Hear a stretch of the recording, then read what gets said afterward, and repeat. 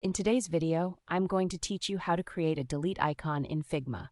If you find this useful, consider subscribing and liking the video.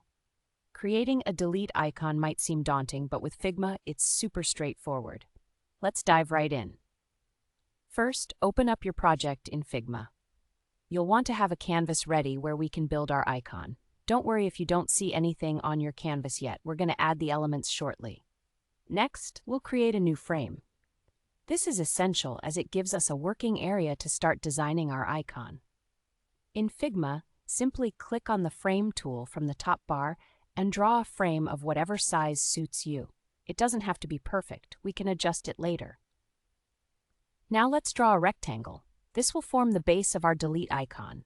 Select the Rectangle tool from the left sidebar and click and drag to create your rectangle within the frame you just made. The size can be adjusted afterward, but it should be a reasonable proportion to resemble a delete icon. Once you have your rectangle, it's time to style it. Select the rectangle and click on the stroke option in the right-hand panel. By adding a stroke, you'll give the rectangle some outline, which we need for creating our icon. Make sure to set the positioning to inside and adjust the weight to 5 pixels. For the color, let's go with black to make it stand out. Next, we want a softer look for our icon edges. So under the stroke settings, you'll find options for the stroke join. Click on the last option to make the join circular, giving a more polished and professional appearance. Now double-click on the rectangle you just created.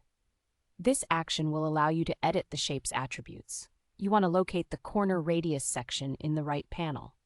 Adjust the radius to 5 pixels here, which will slightly curve the corners of your rectangle, making it look more friendly and inviting.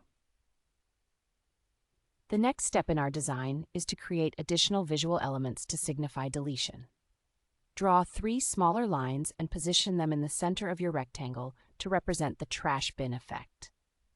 You can use the line tool for this and ensure they are horizontally aligned in the middle of the rectangle. Make sure to maintain the same stroke settings for these lines as you did for your rectangle, ensuring that they remain cohesive as a unit. Now it's time to add the top of your delete icon. Draw another rectangle at the top of the original shape, and once again, apply the stroke settings we've used so far. Double-click this new rectangle too, and adjust the corner radius settings.